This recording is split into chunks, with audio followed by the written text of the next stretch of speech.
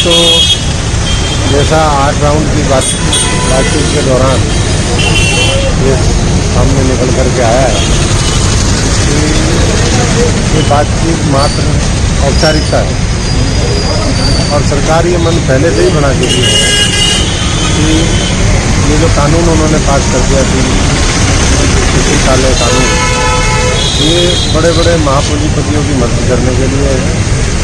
इस देश में किसान गरीब मजदूर का शोषण करने के लिए है।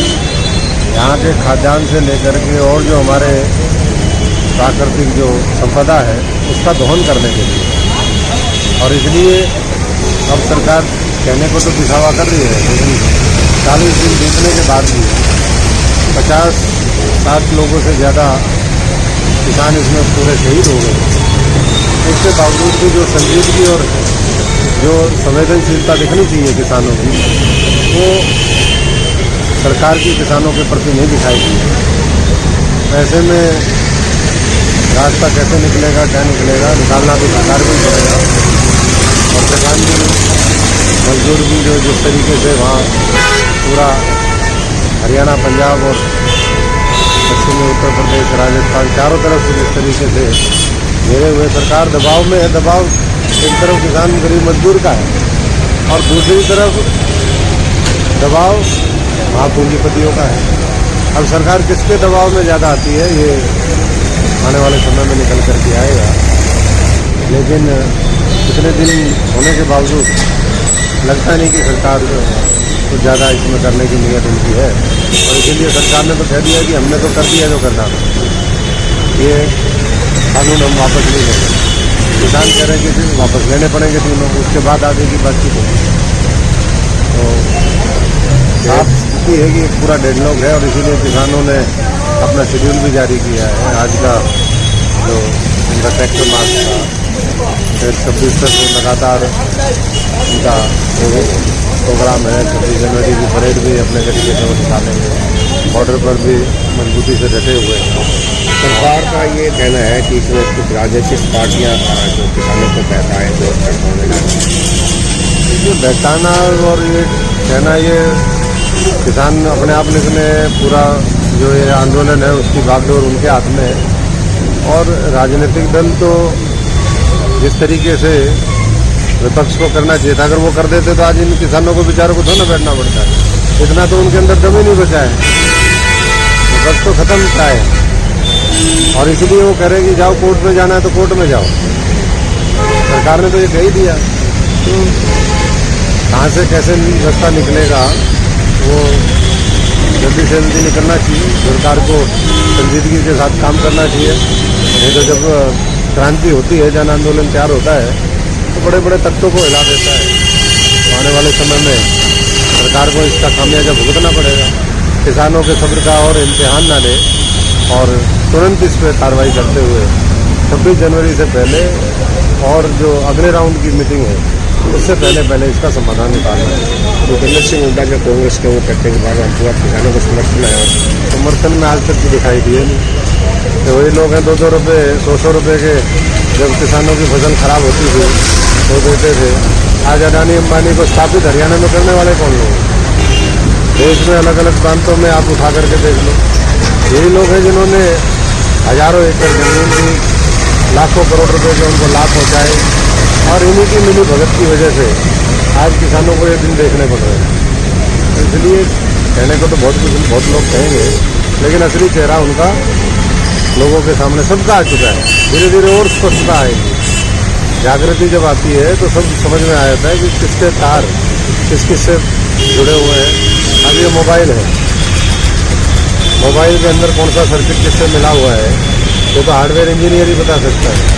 ऐसे ही बहुत से खुलासे आने वाले समय में हमारे को पता है ना, राजनीति में कौन कौन कहाँ का है, कितने पानी में है, किसके बड़े बड़े काले कारनामे हैं, कौन कौन शामिल है।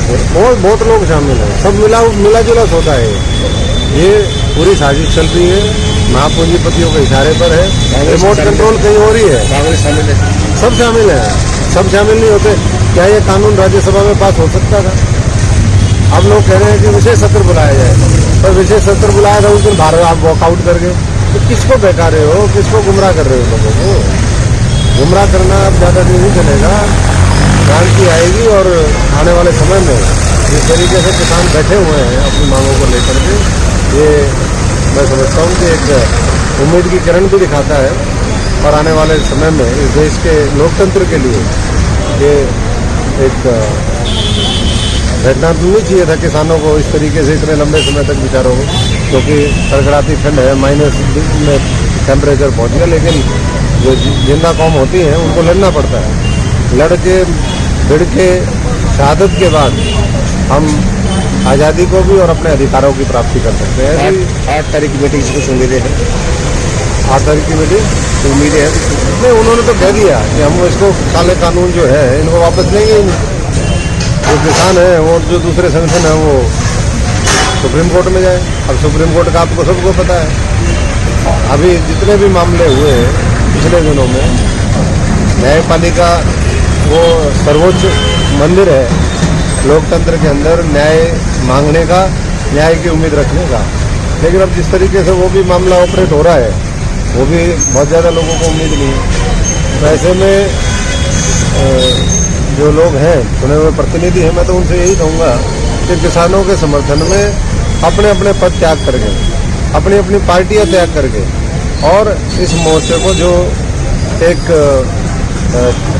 किसी पक्ष का नहीं है, किसी पार्टी का नहीं है, उसमें शामिल होकर के और वहीं बैठ करके उनकी लड़ाई लड़ने का काम करें। दिखावा नहीं चलेगा। इसलिए हमने तो पीछे भी एक मीटिंग करी थी। 10 तारीख को फिर मीटिंग है। जो पहले चुने हुए प्रतिनिधि रहे, MP रहे, जो अभी वर्तमान में MP है, सबकी दिल्ली के अंदर एक मीटिंग कुछ साथियों ने किसान संगठनों के अनुरोध में वो बुलाई है। तो उसमें अपनी बात और मजबूती से 10 तारीख को फिर हम रखेंगे। और जो नई पार्टी घोषणा कर रहे हैं? नहीं, देखिए ये तो सारी चीज़ें हमने बहुत देख ली है। और इसलिए मैं समझता हूँ कि सबसे पहले तो जो समाज की और देश की लड़ाई, जो हर वर्ग के मुद्दे हैं, आज किसान के मुद्दे हैं, गरीब के मुद्दे हैं, कर्मचारियों के मुद्दे हैं, जो हर वो वर्ग जो इस सरकार की उपेक्षा का शिकार हुआ है या इस सरकार के षड्यंत्र का शिकार हुआ है, आज उनको बचाने की और उनकी लड़ाई लड़ने की जरूरत है। और वो हम लड़ रहे हैं अपने तरीके से।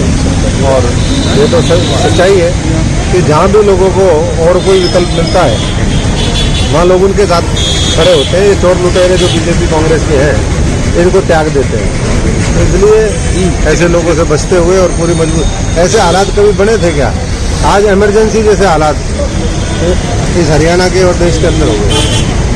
मुख्यमंत्री, उप मुख्यमंत्री, उनके विधायक, उनके सांसद अपने अपने घरों में दुम के बैठे हैं, कहीं बाहर निकल के आए क्या? तो ये तो खुद आपातकाल की स्थिति, ये पहली बार है, खुद ही अपने ऊपर आपातकाल लगा लिया।